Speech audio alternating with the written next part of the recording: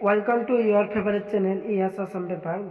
আজি তোমালোকৰ আগত লৈ আহিছোঁ BA সেকেন্ড সেমিষ্টাৰৰ কোৰ কোৰ্ছৰ পলিটিকেল সায়েন্সৰ কিছুমান ইম্পৰ্টেণ্ট কুৱেশ্যন আলোচনা কৰিম সেশনাল এক্সামৰ কাৰণে। তোমালোকৰ কুৱেশ্যন আনসাৰ মই বাছি উলিয়াইছোঁ, তো তোমালোকৰ এক্সামৰ সন্মুখত আছে, তো ইয়াৰ কাৰণে আজি তোমালোকৰ আগত কুৱেশ্যন আৰু এনসাৰ লৈ আহিছোঁ 1, 2, 5 আৰু 10 মাৰ্কৰ। তো ফাৰ্ষ্ট কুৱেশ্যন দিয়া আছে তোমালোকৰ 10 মাৰ্ক, যে চাৰিটা কুৱেশ্যন, যে কুৱেশ্যন নম্বৰ যে ৰাজ্যসভা আৰু লোকসভাৰ মাজত সম্পৰ্ক আলোচনা কৰা। আৰু কুৱেশ্যন নম্বৰ 2 দিয়া আছে ভাৰতবৰ্ষৰ সংবিধানৰ মৌলিক অধিকাৰসমূহ আলোচনা কৰা। আৰু কুৱেশ্যন নম্বৰ 4 দিয়া আছে যে ভাৰতীয় সংবিধানৰ মৌলিক বৈশিষ্ট্যসমূহ আলোচনা কৰা। মুঠ তিনিটা। আৰু তোমালোকৰ শেষৰ কুৱেশ্যনটো হ'ল যে 10 মাৰ্কৰ ভাৰতীয় যুক্তৰাষ্ট্ৰীয় ব্যৱস্থাৰ যুক্তৰাষ্ট্ৰীয় বৈশিষ্ট্যসমূহ আলোচনা কৰা। তো তোমালোকৰ মুঠ 4টা কুৱেশ্যন দিয়া আছে। তো তোমালোকৰ এক্সামৰ কাৰণে 4টা অতি ইম্পৰ্টেণ্ট হয়। তো তোমালোকৰ সন্মুখত সেশনাল এক্সাম বা ইণ্টাৰনেল এক্সাম, তো ইয়াৰ কাৰণে আজি কুৱেশ্যন আনসাৰ লৈ আহিছোঁ। আৰু তাৰপিছত আছে তোমালোকৰ 1 মাৰ্কৰ কুৱেশ্যন। তো 1 মাৰ্কৰ কুৱেশ্যন তোমালোকৰ টোটেল 13টা মান কুৱেশ্যন দিয়া আছে।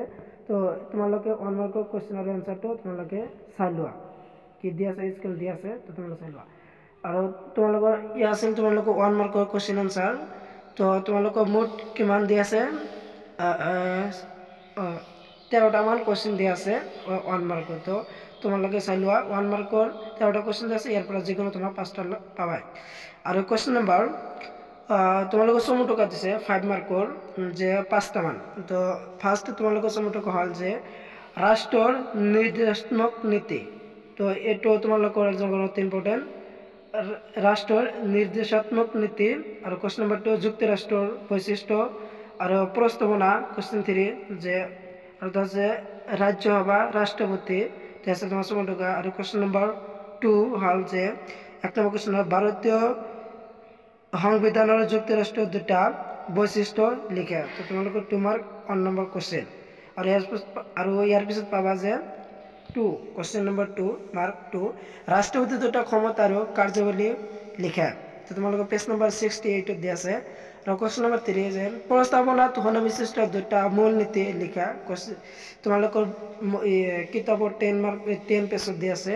আৰু কুৱেশ্যন নম্বৰ 7 যে খচৰা সমিতিৰ 2জন সদস্যৰ নাম লিখা। আৰু 5 নম্বৰ কুৱেশ্যন ভাৰতীয় নাগৰিকত্ব পাবলৈ হ'লে 5 নং অনুচ্ছেদে অন্তৰ্ভুক্ত কৰা দুটা উপায় লিখা। আৰু কুৱেশ্যন নম্বৰ 6 ভাৰতীয় সংবিধানৰ দুটা মৌলিক বৈশিষ্ট্য লিখা, পেজ নম্বৰ 21 দিয়া। আৰু তাৰপিছত আছে কুৱেশ্যন নম্বৰ 7 যে মৌলিক অধিকাৰৰ দুটা বৈশিষ্ট্য লিখা। তো ইয়াৰ কিতাপ তোমালোকৰ পেজ নম্বৰ 44 দিয়া আছে। এই কুৱেশ্যনটো তোমালোকৰ সেশনাল এক্সামৰ কাৰণে অতি ইম্পৰ্টেণ্ট বা ফাইনেল এক্সামৰ কাৰণে অতি ইম্পৰ্টেণ্ট। তো আৰু কুৱেশ্যন নম্বৰ 8 যে ভাৰতবৰ্ষৰ মুঠ সংবিধানৰ কিমানটা অধ্যায় আলোচনা কৰা হৈছে, তো এইটো চাবা। আৰু কুৱেশ্যন নম্বৰ 7 ভাৰত চৰকাৰ নেতা কোন, ভাৰতত ৰাষ্ট্ৰপতি মাহিলী দৰমহা কিমান, এইটো চাবা, এইটো কিতাপত দিয়া আছে। আৰু কুৱেশ্যন নম্বৰ শেষৰ কুৱেশ্যন, আজিৰ ভিডিঅ'ৰ শেষৰ কুৱেশ্যন হৈছে 10 কুৱেশ্যন নম্বৰ 10 2 মাৰ্কৰ, যে সংবিধানৰ প্ৰাধান্য মানে কি। এই কুৱেশ্যনটো তোমালোকৰ এক্সামৰ কাৰণে অতি ইম্পৰ্টেণ্ট।